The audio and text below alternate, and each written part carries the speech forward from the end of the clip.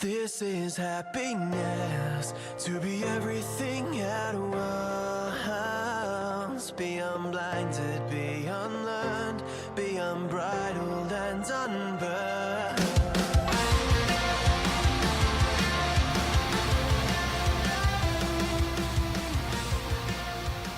Hey guys, welcome back to a brand new episode of Mood Prep. My name is Dave Nixon, and hopefully I haven't lost you the last 2 days. Talked about some unfun stuff, but some real stuff in my perspective. And I want to sort of continue that trend. I want to show the idea of all of this kind of conversation is obviously timely for my mate Alex, but and maybe for someone else, I don't know. But the other thing is that there's beauty in this situation, and there's a couple of texts that I'm going to refer back to as well as we go through it and sort of see the understanding that to know the end is going to occur allows us to make the most of now. Like that's the whole idea of it as well, rather than continually putting off. And this is no matter what age you're at as well. And in Ryan Holiday's book, The Obstacle is a Way, and if you're not familiar with Ryan Holiday, he's probably the most famous modern day Stoic. If you're not familiar with Stoicism, then I'd recommend getting your head around it. The text to do that is "The obstacle is the way," or "Ego is the enemy." And the whole there's an interesting concept within that book that he talks about, and the obstacle is the way is pretty self-explanatory. And I mean that like we can. The beauty in intelligence is that it's simple, right? It makes complex things simple, and the thing with life is that the biggest obstacle to living is death, right? That is the biggest obstacle that's in the way of living. The interesting thing though is that it's not necessarily a physical death that is the biggest obstacle in the way of living. Clearly it is, because when we die a physical death, as far as our awareness, we die. But what happens is that it's actually the death of our goals, the death of our dreams, the death of our self, right? It's the death of all that is actually the biggest obstacle in allowing us to live. A lot of people are achieving, but they're achieving shit that they think other people will like them for. Like, that's the question you got to ask, is that really living, right? And I've said this before in earlier podcasts, some people are paid for dying, right? Some people are just getting hush money for their dreams. And so the biggest thing around all of this is understanding that the worst type of death is the one where you're still alive.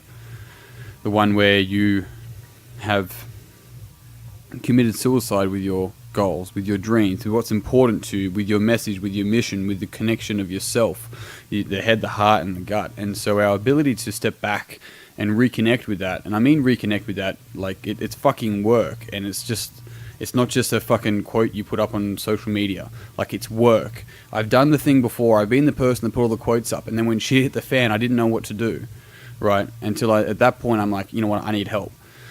And I reached out, and that's the interesting thing, is that when I reached out, asked the questions, they came back as questions, and the answers are always in, but it's being able to look forth for wisdom, to be able to learn it and build experience and, build that into wisdom, etc. But my point here being is that it's not enough to know this stuff. It's not enough to know that some people are not living. They get buried when they're 80 and they die when they're 20, right? It's not enough to know that.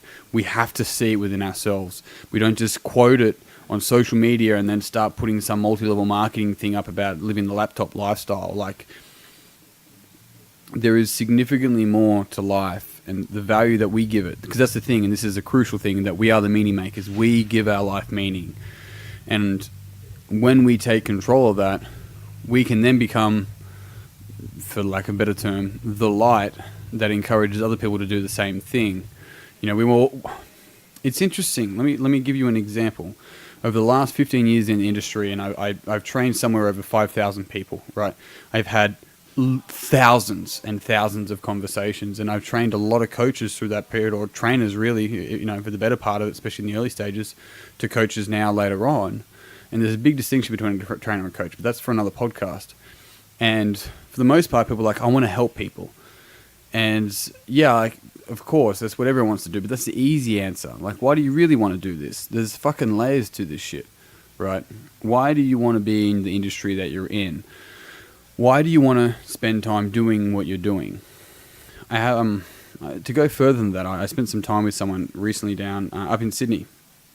And And you know, he was mentioning that this was within the course that I've done recently up there, and they're like, "Oh, I have." They would run a relatively over-responsible program with work. When I say over-responsible, they become over-responsible for other people's duties and behaviours and take it all on themselves. But hey, 8 hours, they're there at 8 a.m., they leave at 4 p.m., right? And that's it. They're not, you know, they're not there for longer than they need to be there. And the question then comes, I go, how much do you think about work when you're not there? They're like, oh, fuck. You know, you look at, like, let's say 3 hours, right? An hour on the way there, an hour on the way home, and then an hour other times, 5 minutes here, 10 minutes there, 20 minutes there throughout the evening and so forth, right? And throughout the morning. And you look at there's an extra 3 hours. It's like all of a sudden now, if you're getting paid $50 an hour for 8 hours, now you got to spread that, what's that? 5/8, $400. You got to spread that across 11 hours now, right? Like what this person, even though they may be spending time with their family, they're not actually there. Right. This is the whole idea, is that you're not living because living is happening right here with the things that matter to you the most. And so understanding that the biggest obstacle to us living is dying is like, we may not be able to control it after we are actually physically dead. What we do have control over is how we respond and relate to that while we're alive. And it's worth looking around our life and realizing what is dead time. And dead time, I mean, time when you're not growing, you're not connecting with, you know, without sounding corny, like a deeper purpose. And, you know, sometimes there's all well and good to have the hustle and the grind and all that kind of shit. But at the same time, there's nothing fucking wrong with putting Bohemian Rhapsody on and cranking that shit and singing to the top of your lungs while you're driving to fucking work. Like, I'm all for a podcast. I'm all for squeezing and learning all the time. I am. But at the same time, it's really being able to learn and connect with yourself and look at the rules that you place on yourself and see how those rules are serving you or maybe not serving you up until this day, right? See if if you're serious in life all the fucking time because you think that's going to get you somewhere, and then realizing that that's also contributing to you being miserable or on medication or whatever the case might be. It's like you're allowed to be playful if you give yourself permission. There are all these, because they're just rules, right? People that are constantly playful, they're rules. They have frames, and those frames govern the way that they play the game. I have this concept that I constantly remind myself with, which is Ready Player One. It's like, dude, the fucking game is up to me. I'm only going to be here for a certain amount of years. I have no idea, and I'm so fortunate that I was here at the same time as so many other people and got to experience so many situations and things and all that sort of stuff, and really, truly be grateful for that. Right, at a time where I can sit on a microphone in a studio, if you want to call it that, with whiskey here at a gym in Canberra, and people all across the world are downloading, and it's like, yeah, we're not fucking grateful for this? Come on, guys. Seriously. Look at the rules that you're governing your game with. Remember that Ready Player One, it's up to you and what you want to do. And truly look at the obstacle that's in your way of living the best life that you physically fucking can, you emotionally can, you mentally can. And I promise you, it's staring back at you in the mirror. So get ready to play the game. Team, that's it. I'm out. Thank you very much for tuning in.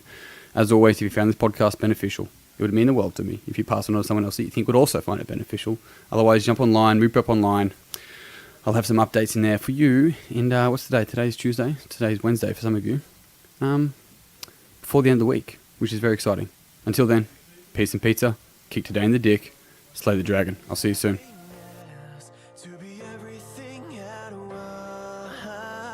once, be unblinded, be unlearned, be unbridled and unburned.